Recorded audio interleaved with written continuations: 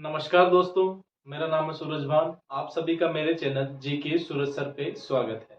आज मैं आपको बताने वाला हूँ हरित गृह प्रभाव के बारे में। तो आइए देखते हैं। दोस्तों, हरित गृह प्रभाव क्या होता है, पहले इसे समझने का प्रयास कीजिएगा।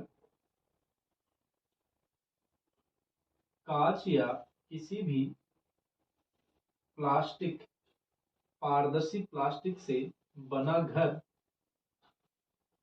जिसमें सूर्य का प्रकाश प्रवेश करे, जिसमें सूर्य का प्रकाश प्रवेश तो करे लेकिन बाहर नहीं निकल सके, उसे ही हम क्या कहते हैं, हरित गृह। हरित गृह किसे कहते हैं?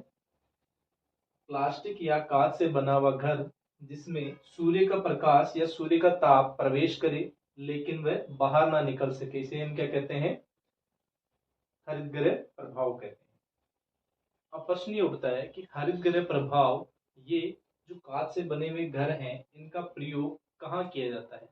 तो इनका जो प्रयोग है अक्सर ठंडे क्षेत्र जो होते हैं उनमें किया जाता है फसल को उगाने के लिए, क्योंकि फसल को उगने के लिए एक पर्याप्त तापमान की आवश्यकता होती है और ठंडे इलाकों में सूर्य की उपस्थिति कम रहती है, जिसके कारण फसलें नहीं उग पाती। तो उन फसलों को उगाने के लिए या छोटे पौधों को उगाने के लिए क्या किए जाते हैं, कांच के बड़े बड़े घर बनाए जाते हैं, उनमें उन पौधों को उगाया जाता है।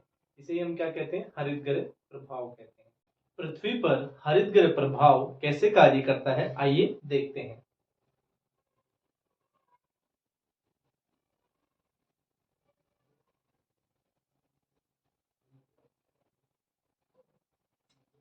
दोस्तों, हमारी पृथ्वी के चारों तरफ किसी भी प्रकार की कोई कांच की लेयर नहीं बनी हुई है, लेकिन हमारी पृथ्वी के चारों तरफ वायुमंडल उपस्थित है और उस वायुमंडल के अंदर कुछ इस प्रकार की गैसें पाई जाती है जो सूर्य से आने वाले प्रकाश को पृथ्वी तक आने तो देती है, लेकिन लौटते समय उस प्रकाश को वो क्या कर लेती है, अवशोषित कर लेती है, जिसके कारण हमारी पृथ्वी पर जो तापमान है वो समान रूप से बना रहता है। अगर ये गैसें इस तापमान को नहीं रोकेगी या सूर्य से आने वाले प्रकाश को होल्ड करके नहीं रखेगी, तो हमारी जो पृथ्वी का तापमान है वो काफी घट जाएगा, क्योंकि सूर्य की उपस्थिति में तो हमारी पृथ्वी गर्म रहती है, लेकिन जब सूर्य उपस्थित नहीं होगा तो हमारी पृथ्वी क्या होने लग जाएगी, ठंडी होने लग जाएगी। और आपको पता है लगभग कितनी ठंडी हो जाएगी? हमारी पृथ्वी लगभग -18 डिग्री सेल्सियस तक ठंडी हो जाएगी। अगर पृथ्वी 18 डिग्री सेल्सियस तक ठंडी हुई तो आप सभी को पता है कि हम सरवाइव नहीं कर पाएंगे। पृथ्वी पर उपस्थित जितने भी जीव है वह सभी क्या हो जाएंगे, मर जाएंगे। तो हरित गृह प्रभाव हमारे लिए क्या है, जरूरी है। अब वायुमंडल में वे कौन सी गैसें हैं जिसके कारण ये हरित गृह प्रभाव हो पाता है, तो आइए देखते हैं। इनमें सर्वप्रथम आपके आती है CO2, जिसे हम कार्बन डाइऑक्साइड गैस भी कहते हैं।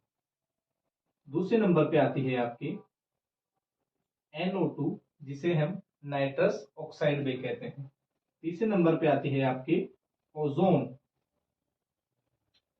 चौथे नंबर पे आती है आपकी CFC, जिसे हम क्लोरोफ्लोरोकार्बन भी कहते हैं।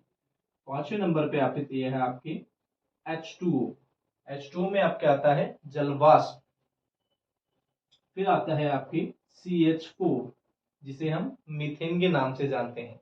ये सभी गैसें हमारे वायुमंडल में उपस्थित होती है और हमारे वायुमंडल को गर्म बना के रखने का कार्य करती है। आशा करता हूं आपको हरित गृह प्रभाव समझ में आया होगा।